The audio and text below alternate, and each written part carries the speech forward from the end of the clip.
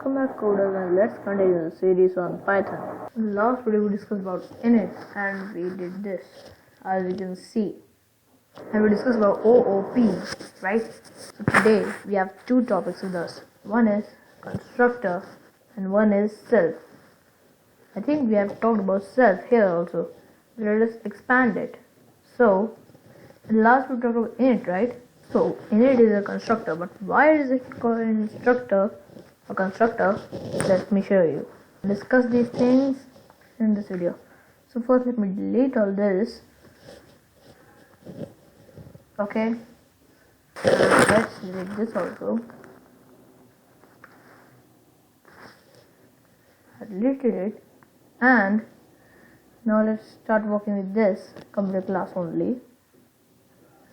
As you know, everything in O programming is an object, right?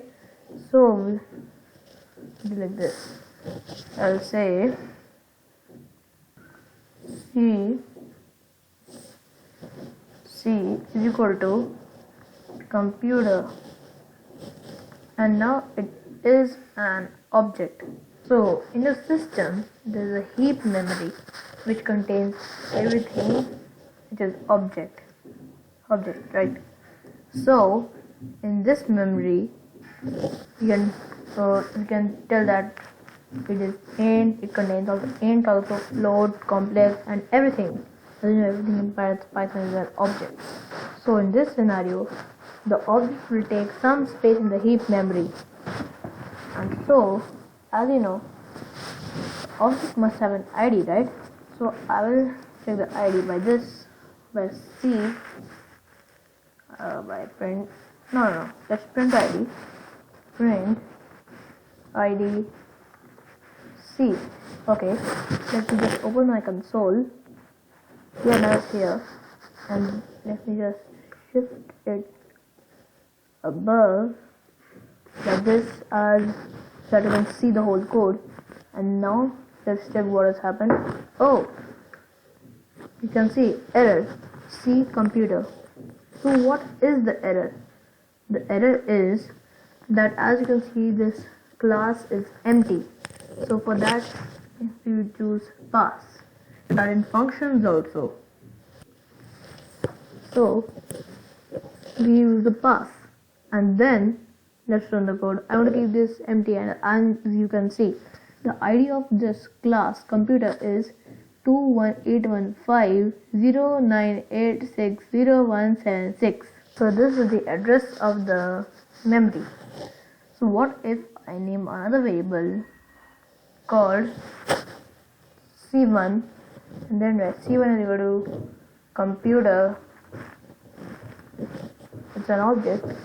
Now C1 is an object, and then do the same here also. Print ID C1, and as you know, we have discussed about ID. Both the IDs are different here, and as you know that if I write init over here, if I define the function init, then what will happen? You know, init will come two times also, as the object is two times and the init is also two times. It's initializing it two times, so init will also come two times. I explained that in the previous video. So you might have thought, how much space will it take the object take of the heap memory, right? So how can you know that? Who will decide it? As you know, the size depends on the data, right? If more the data, more the size, lesser data, lesser size. So here the data is variables. So the one who decides here is a constructor, and here this computer, this is a constructor, and now but C is an object now, but this constructor gives the value of class to an object, and this computer is in class. So it's by default it's passing init also, but internally, not I'm not writing here in the code. So here I want to name a variable, I want to define a variable. So how can I do that?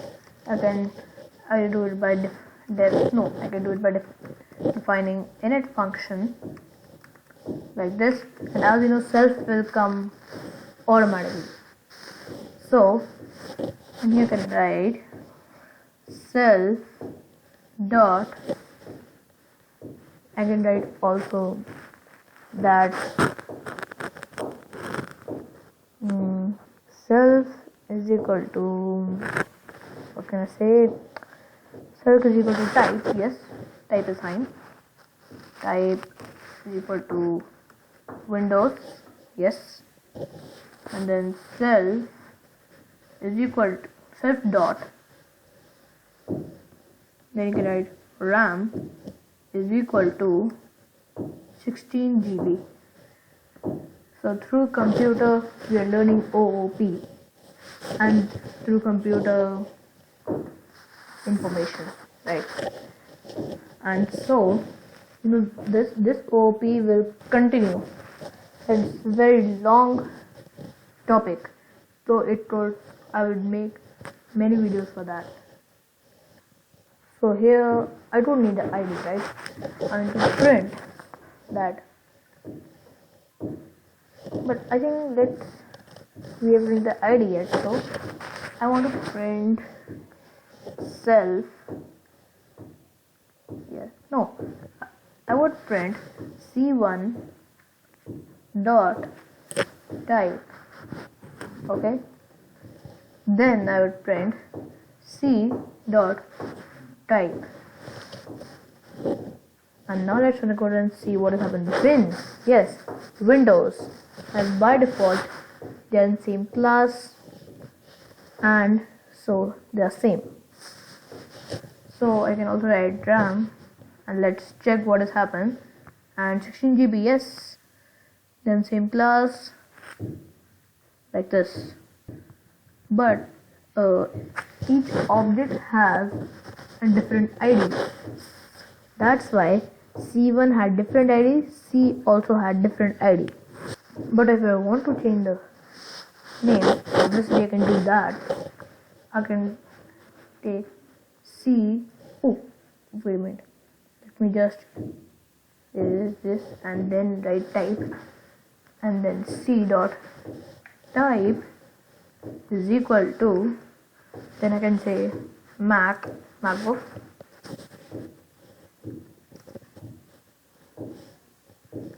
and let's go and see. Yes, I changed the value of C type, so it's coming Mac, and this is by default Windows. I will not change the value of it. Now I can also change the value of C.RAM. I can say value is 8 GB, and now let's see what has happened. And I can also write print C1 dot RAM. Similar here, print C dot RAM.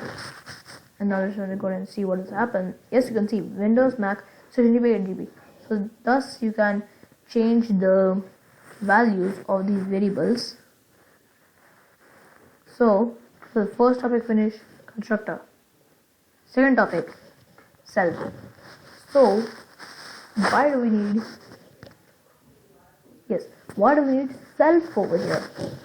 I can explain it by this. I can define another function, def, I can say change. Yes, self occur by itself, yes. Then I can say self dot RAM is equal to 20 GB.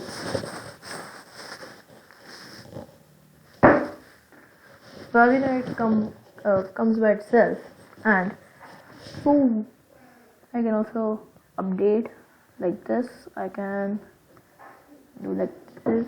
After this, I can write update.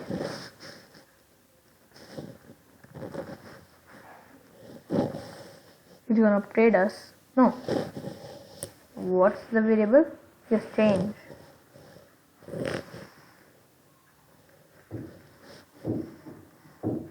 Oh, sorry, change.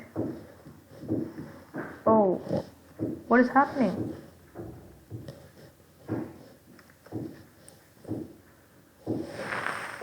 Yeah. So, as you can see, but I want to change like this.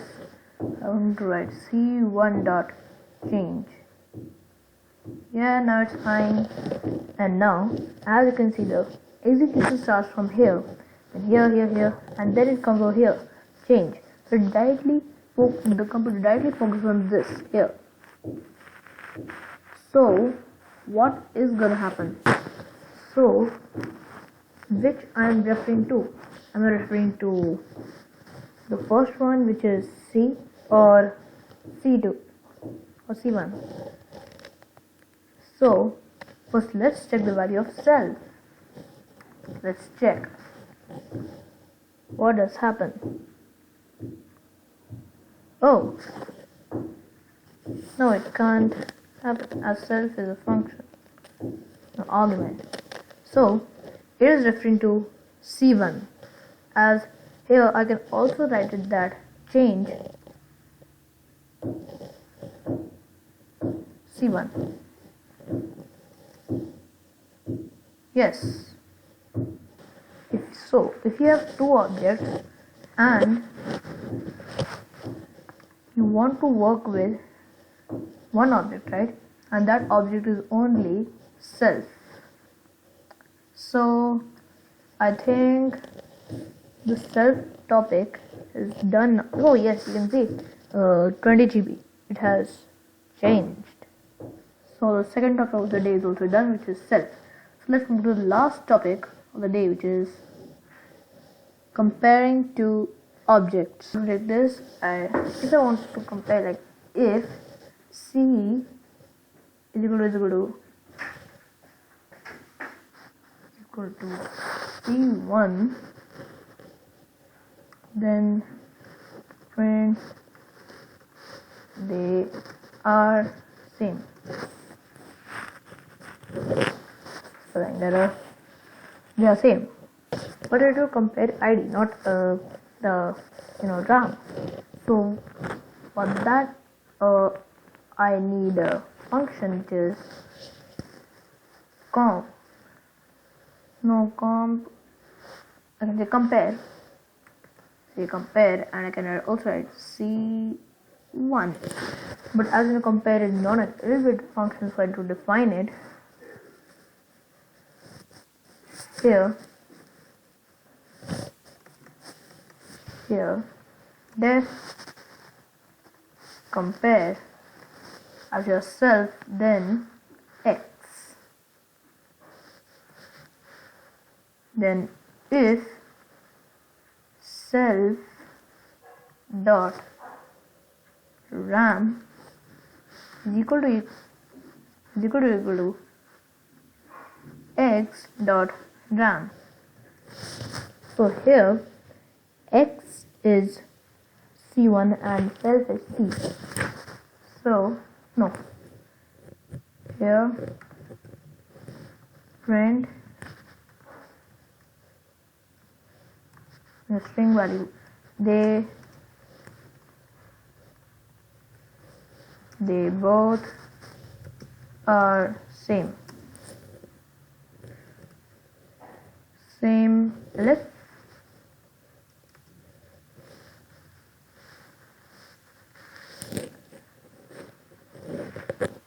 Elif self dot ram is greater than x dot ram, print. What can we print? How can we write C? Now C is greater than C1. Again elif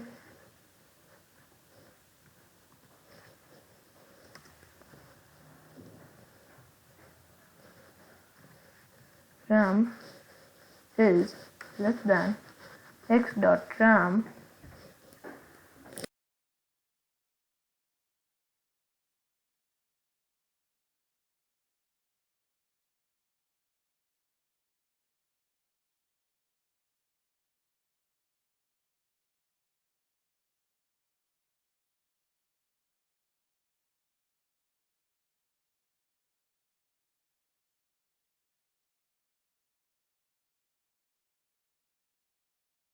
now I can write pass over here as you have defined the function.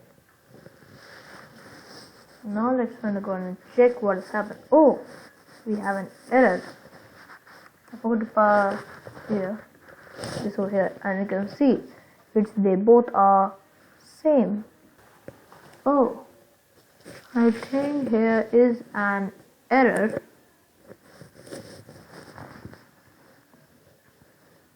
So the error is that we have to do this. I had to write print they both are same, and here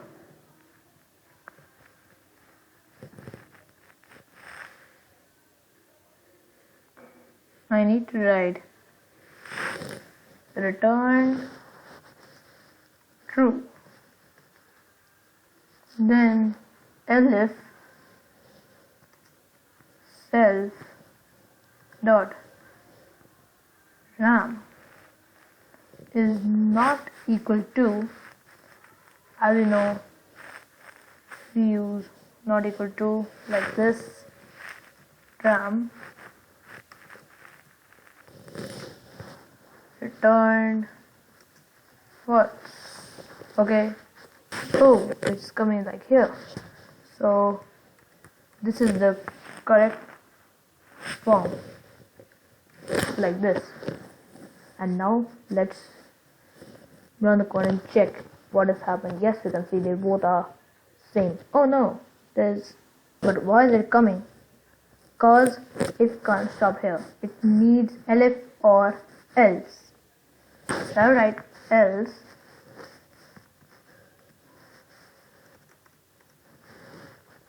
print they both are different. And now let's run the code and check what has happened. Oh, so as a programmer we do many errors, but here our error was here, return false. Now it's fine. It's printing they are same again. First let me erase these false.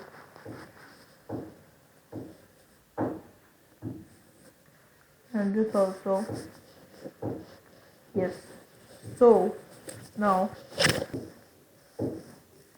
have the 10 change over here. Oh, you can see they both are different. Now it has worked. So that's constructor, self, and comparing objects. All the topics done. So I'm gonna end the video here only. So if you like the video, please press the like button, and if you are not subscribed to it, then what are you waiting for? And remember, we are marching towards the golden jubilee of this